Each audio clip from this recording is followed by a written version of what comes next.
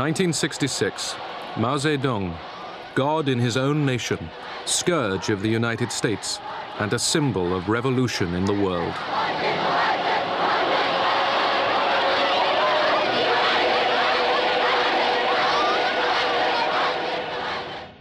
Six years later, Mao embraced the enemy. At the summit, face to face, two leaders who direct the destiny of 1 out of 3 persons on the earth. The gate to friendly contact, says Zhou Enlai, has finally been opened.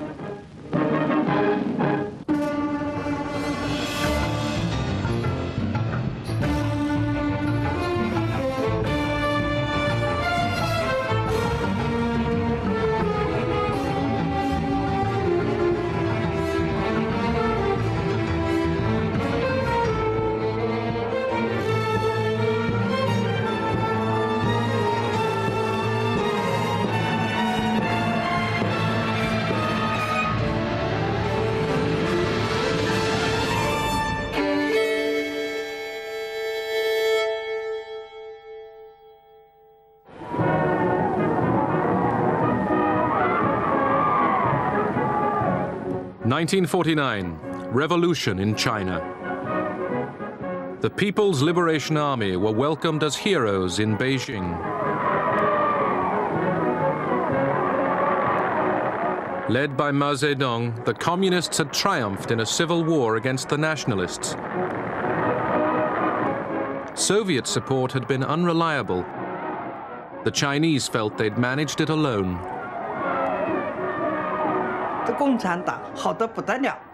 The Communist Party seemed wonderful. It was democratic, it was egalitarian, it promised food for everyone. And so, of course, the ideal of communism gradually entered my spirit.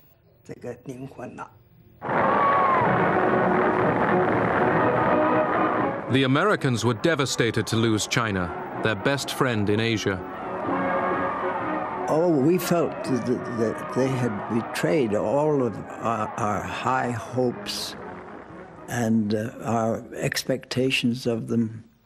We had become emotionally involved with them, and then they had done this to us. They'd gone off and become communists.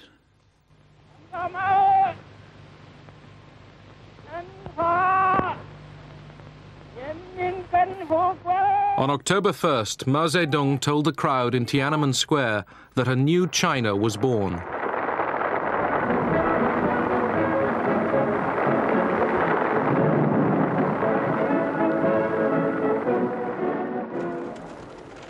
The country was in chaos, exhausted after years of war. Mao needed external help. One of Mao's first acts was to visit Moscow to get military protection and economic aid. He was met at the station by Foreign Minister Molotov and most of the Politburo.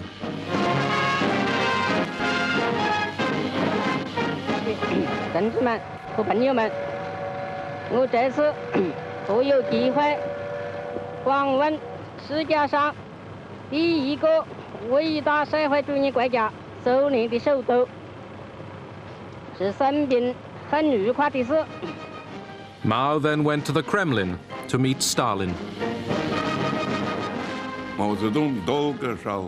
Mao shook Stalin's hand for a long time, a very long time.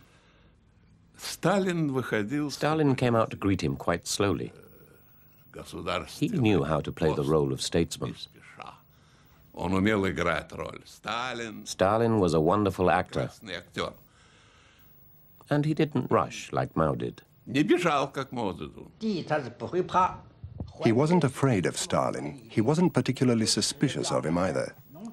The question was, could they find common ground? Mao had his own particular way of thinking. Stalin had his way. But Mao was in no great hurry. Mao had to be patient. He wanted to conclude a Sino-Soviet friendship treaty without making too many concessions.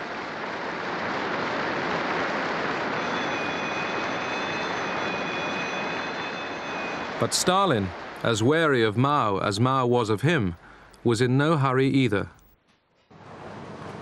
Mao's visit dragged on for 2 months. He toured factories and was shown inspiring films about Russian leaders, such as Tsar Peter the Great. Сей счастливый день окончания войны господа Сенат даровал мне звание Отца Отечества. Суров я был с вами, дети мои, ибо не для себя был суров, но дорога мне была Россия.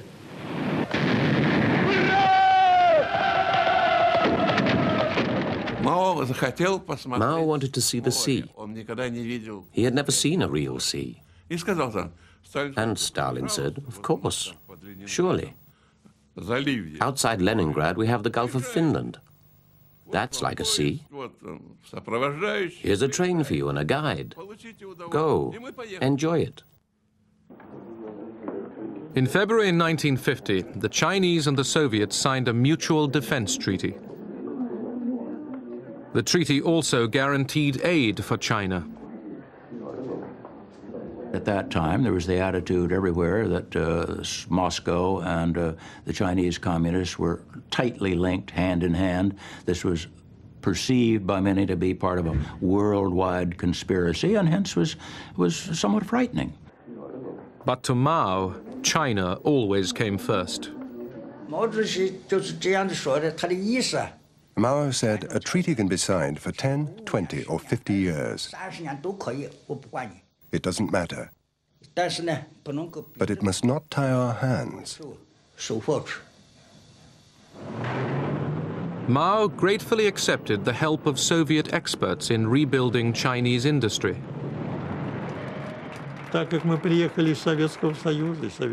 We had come from the Soviet Union, where the basis of the state economy was the plan.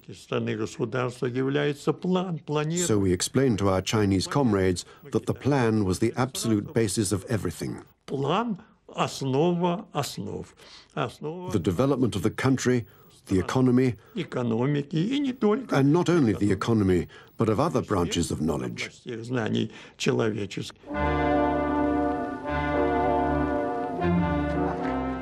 China's rulers embarked on radical land reforms. Land was taken from private owners and handed to the peasants.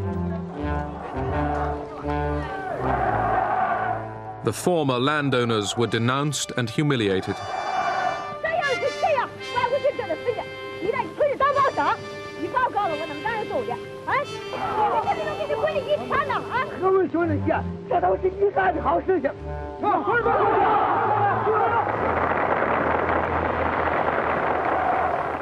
A million lost their lives.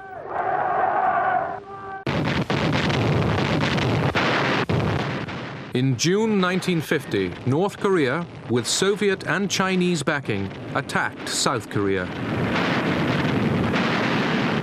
The sudden attack by the North Koreans dealt the slender forces below the 38th parallel a mortal blow.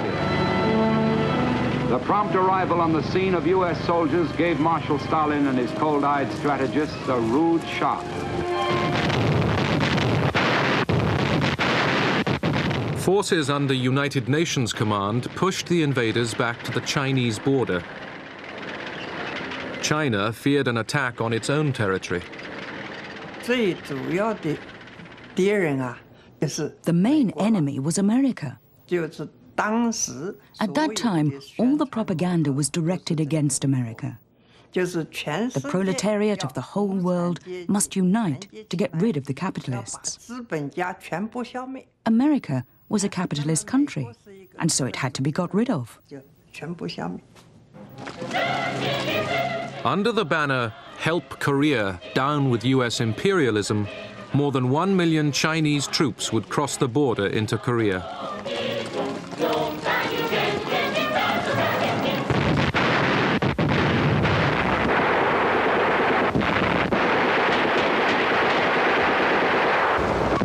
The Korean War lasted for 3 years and cost more than 500,000 Chinese lives.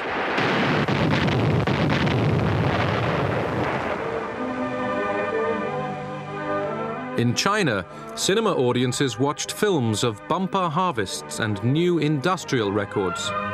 一个新纪录接连着一个新纪录，一个英雄再过一个英雄。中国的工人阶级以自己无穷的智慧和力量，胜利地结束了工业恢复阶段，迎接着即将开始的大规模的经济建设。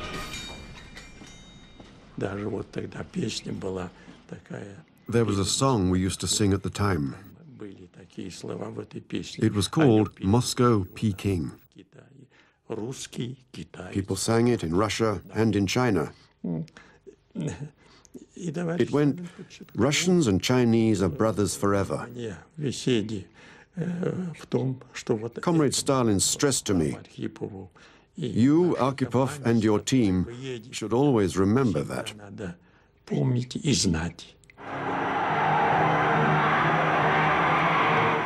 Steel production was a yardstick of national virility.